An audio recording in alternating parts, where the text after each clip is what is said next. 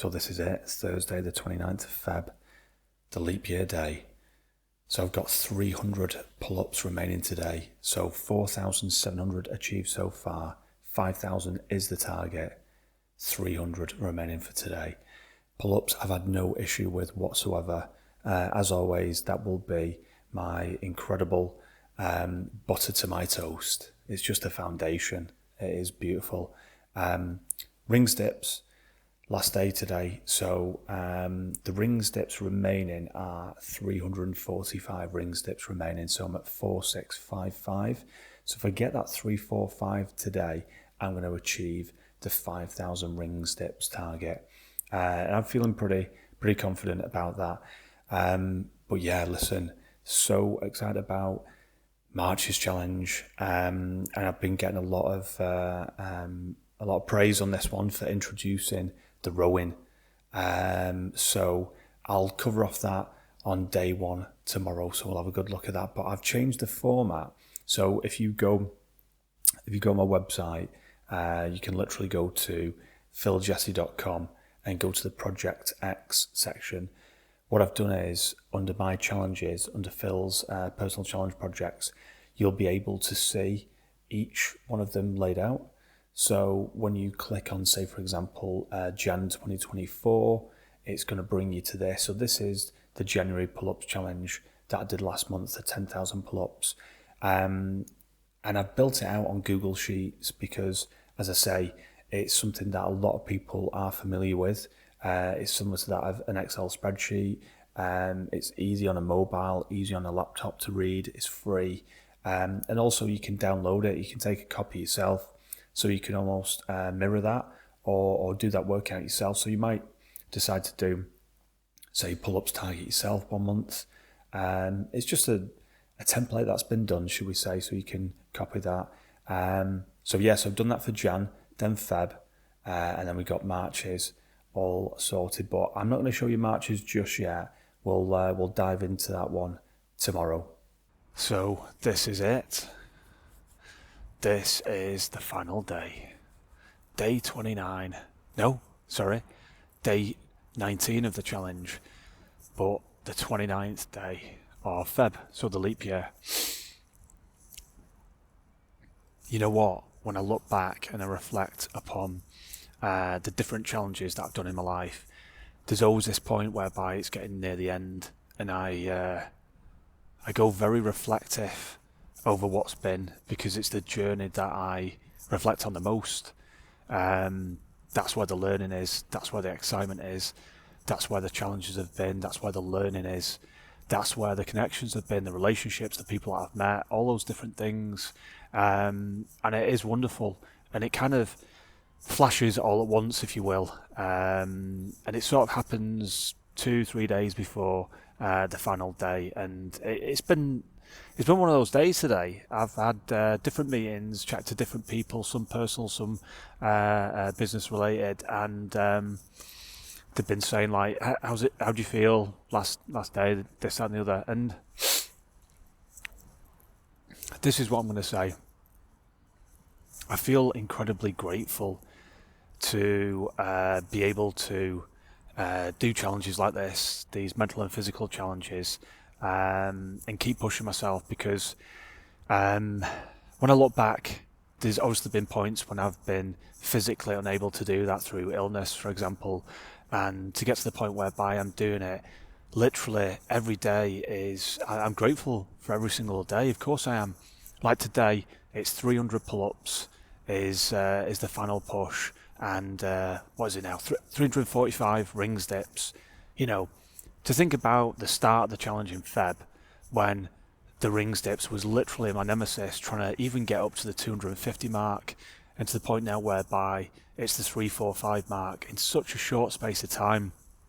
You know, if you think about it, February's challenge is over 19 days, and that progress, you know, I look at that and it's exciting to look at. They're the bits that interest me the most. It's the journey. It's starting something, it's finishing it, but it's all the stuff in between, you know. And I look back over everything, the 50,000 pull-ups in 2022 challenge, the start, the end, everything in between. the 100,000 pull-ups in 2023 challenge, the start, the end, everything in between. And then January's challenge in isolation, and now Feb's challenge in isolation. So yeah, it's a good reflective time, good reflective place to be at. So lots of breathing meditation today, mindfulness exercises, get myself in that point where I can be very present in the moment, very calm, very relaxed, very focused, but also very appreciative of where I am right now. So March's challenge is literally around the corner, and I'm very excited about that. So yeah, I've been having lots of different chats with people about the rowing. That is something that's going to be very, very new. Very, very new for me. Of course, I've used indoor rowers, so you'll be familiar with the likes of Concept 2 rowers. The rower that I'll be using here, all their equipment is techno gym equipment. So I'll show you all this as we start to unfold in March's challenge. So I'll show you literally everything. But I don't know everything there is to know about the rower. Like, I know some of the settings, I don't know all of the settings. I believe that there are different resistances and all that sort of stuff. I spoke to lots of different people, getting their feedback, hints, tips, that sort of stuff. And basically people have said, find your flow state. They've asked me what my focus is, and I've said, well, it's going to be 5,000 meters each session, so 100,000 meters in March. So it's not really a time condition thing, this. It's a distance focused thing. And I said, okay, focus on every single movement that you're doing, just like you do with the pull-ups and the ring steps type of thing. But watch out for that repetitive strain injury that could occur.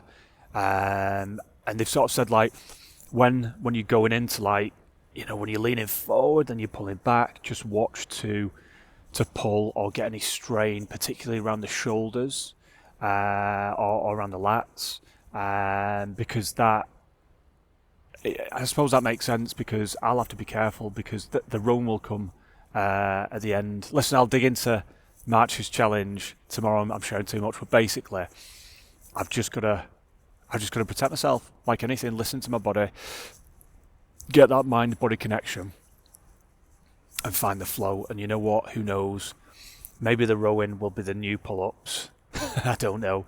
Rings dips is definitely a favourite of mine right now, which is why I'm bringing it forward into next challenge. What am I doing? I'm just talking about March's challenge. Listen, March's challenge, I'm just going to get out there, stop waffling around. It is pull, push, row. Pull, push, row. So it's going to be pull-ups, weighted, rings dips, weighted, and rows, indoor rowing. But I'll show you everything in the next video, so you'll get to see in the next vlog, and then we'll dive into that. But yeah, yet again, it's that feeling at the end where I feel excited that I'm coming to the end of the challenge, because I can see the outcome that I'm going to achieve is going to be the target, which is amazing. Obviously, I've still got today's challenge to undertake. But in these moments, I use visualization techniques. So I imagine what it's like to do my final pull-up today, to do that 300th pull-up. Then I imagine what it's like to do my final ring step, so the 345th ring step. And I imagine what that feels like, and I visualize it, and I see myself doing it, and it makes me feel good. And I tap into that feeling. I bottle that feeling. I contain that feeling. And I allow it to brew and emanate inside of me, inside of my mind. But then I allow it to those thoughts to emanate through my body, and the feelings to stretch throughout my body, so I get nice tingly sensations, and it just feels good. And what that is from a performance psychology aspect, I'm visualizing what it looks like for me to complete today's challenge. So I put myself in that mental headspace, that mental zone, so that mindset. and it brings that high positive frequency energy. So I'm essentially visualizing the outcome that I want to achieve. And it feels great. But then of course it's over, the challenge is over, and I've got a little bit of a gap until the next challenge starts, just a little bit of a gap, and then it's on to the next one, and it feels good. But you know what? Planning, prepping, building out projects, reflecting upon what's been, focusing on what will be, talking with different people, looking at failures, changing one thing at a time, focusing on that, measuring and managing it, and then progressing from that and continually improving on my performance. All of these things I enjoy doing. I enjoy doing it. I enjoy sharing that with others. So what you'll be able to see literally right now, all you've got to do is go to my website, philjessé.com, go to the Project X section, scroll down there, and you can see all of my personal challenge projects. So it's Phil's personal challenge projects, and you'll be able to click on any one of those, and that'll take you through to Google Sheets, and that'll show you the workouts. The tabs are at the bottom, so it'll say like Jan 2024, Feb 2024, March 2024, so on and so forth at the bottom. So they're the tabs. Each tab represents a fitness challenge, and then on that page that you're looking at will be that bird's eye view, project overview of what that fitness challenge is. But of course, at the end of each of my YouTube videos, you'll see the daily workout session. So whatever that target was for that day and whatever that movement was, you'll see the exact reps, sets, blocks, milestones, how it's broken down, including rest times, all that sort of stuff. And of course, I'll talk to you. You know, I love doing this. I was talking to somebody today, actually. And we talked about how sometimes I feel about me and what I do. And I'll explain to you. I said, here's the thing, right? So we're just sat here now. We're catching up. We're having a coffee. We're catching up. Okay.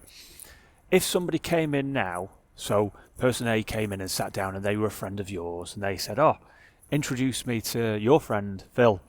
Tell me about what they're doing." And you said to them, "Oh, he's doing this fitness challenge, and he's done these challenges, and he did 100,000 pull-ups in 2023 last year, and he did 10,000 pull-ups in January, and he's almost done this challenge now, and that's it." And you just gave that top level information. That talk there is talking at the top level, the marketing level, almost emphasizing the large volumes of training that I do, and it sounds really good. Of course it does. But the bit that excites me, or should I say the bit that interests me the most, and this is the same for my friend, is what happens if person B came in? So person A's left, person B comes in, and you say, "Oh, who's this that you sat with?" And then he introduces me. He says, "Oh, this is my friend Phil." What does Phil do? Well, he does these fitness challenges. But do you know what? They don't always go according to plan. So he builds out these projects. He calls them personal challenge projects. But they're essentially fitness challenges designed to mentally push him, to physically push him, and spiritually push him. And he doesn't always go according to plan, but he'll tell you all the details. He'll share when he's not having a great time, how that's going, how he overcomes that, the mindset shift, the techniques that he uses. He'll show you physically in videos what he does, but it doesn't always go according to plan. But somehow, somewhere, he gets there in the end. But if he doesn't, you'll see it all. But the learning is in the journey. The learning is in the journey. That second bit, talking to person B, that is the exciting part. That's the bit in between starting and finishing. And that's the journey, that's the process bit. They're the bits that really interest me about people. People like yourselves, whatever you're doing, whatever your story is, whatever your journey is, whatever you're on, there's always a start.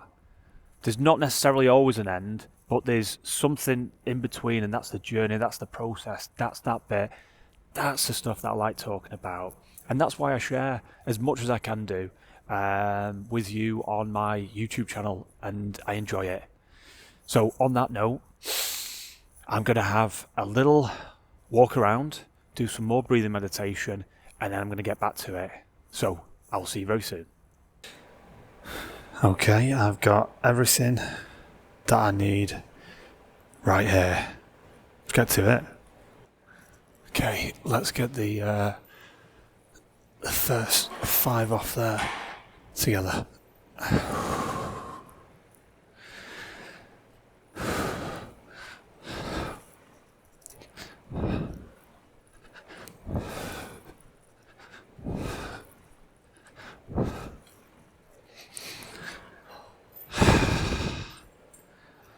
Lovely. Just getting those 5 kick-started means that the session's begun. I'm on it. So I want to talk about perfectionism and how it does not exist. Perfectionism. Saying something's perfect is someone's judgment based on their opinion, their knowledge, their thoughts on something, whatever it is. So let's take the pull-up for an example. I do not consider that I perform a perfect pull-up.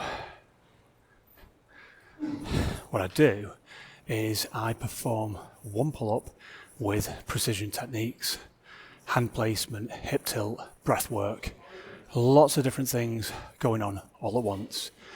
But it wasn't like that in the beginning. I didn't know any of these things in the beginning. So I stumbled, fumbled around, made so many errors, so many mistakes. It's unreal. Injuries, expectations not being met because I thought I would achieve so much more. And even now at this point, when I've completed literally hundreds of thousands of pull-ups, I still consider myself to be a student. 100%. Because I'm always learning. It's a continual process. It's a continual journey. And I'm doing the pull-ups right now. But you know what? I need to do them tomorrow, and the day after, and the day after, and the day after. And it becomes daily practice, a way of life. So I'm practicing that movement that I enjoy, that I want to perform. I'm being patient with that movement, but persistent. The discipline leads into commitment, but ultimately is getting that consistency over time. So perfection does not exist. And I think perfection is something that is sold to us as human beings through different marketing methods. And people chase perfect. We're sold perfect. But then we're told we're perfect the way we are. Or that's perfect. No, that's perfect. What is perfect to one person might be something that is very questionable by that individual, but somebody else has seen something for the first time and made a judgment and said, oh, that's perfect. I could be doing a pull-up and think, that didn't go how I wanted it to go. So you might think that's perfect. For me, there's room for improvement. And that is how I focus myself, my performance. Though that is how I lean into high performance endurance. I focus on that one movement to ensure that each time that I'm performing it, it's to the best of my ability. So I can get those precision techniques down for my pull-up. But then I can share that knowledge. I can share that knowledge, share that information with others so they can learn. You can learn and you can start your own journey. Forge your own path. Move into your realm of continual performance improvement over time. So I will always be a student when it comes to, for example, a pull-up. So I'm always continually learning. Don't buy into perfectionism. You will question things. It will get inside your head. Lean into understanding you, understanding your pull-up, what works for you, why it works for you, why it doesn't work for you, and get to know yourself, your mind-body connection. And find your own path like I did.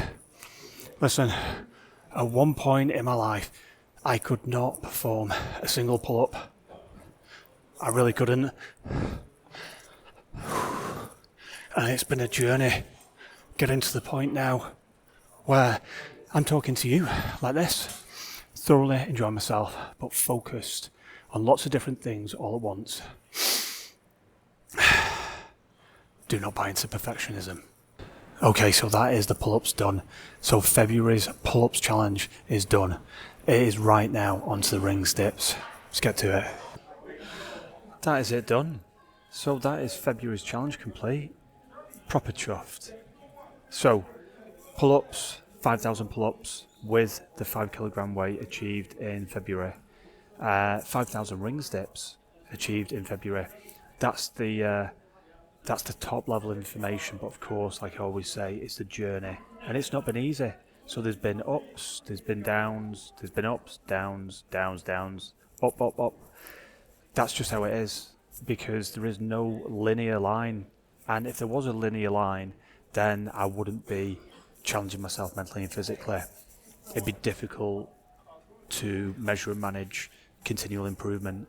So those peaks and those troughs, those highs, those lows, that's all learning. That is all learning for me. And I can share that with other people as well.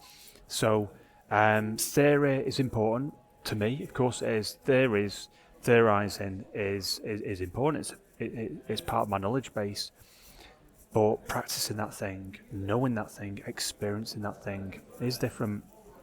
So moving from theory, i.e. planning out a project, a personal challenge project, looking at the data, looking how it could be, having an idea of what that would look like. Yeah, that is just part of the process. That needs to be there. That's what it's like to build out a project like this. But the experience of actually doing it, the input parts, is that's the good stuff. But listen, I want to share something with you. So when I was filming earlier and I was talking about perfection and perfect, someone overheard me while I was filming. So when I stopped filming, they just said, "Oh, listen, I was just listening to what you were doing then. Who are you talking to?" So I said, "Well, actually, technically speaking, I'm just talking to a camera, but I'm doing some filming for YouTube. I'm doing a vlog series." And we had this conversation about what I was talking about and the message that I was going to try and get across. And this conversation expanded out with this person. And that's it. We didn't talk about fitness per se. We're just talking about, perfectionism and how it can be detrimental mentally to people out there. Because, when I think about it, there are so many different angles here. And I might have talked about this to you before, but I'm going to re-emphasize this. You've not heard of perfection engineering. You know why?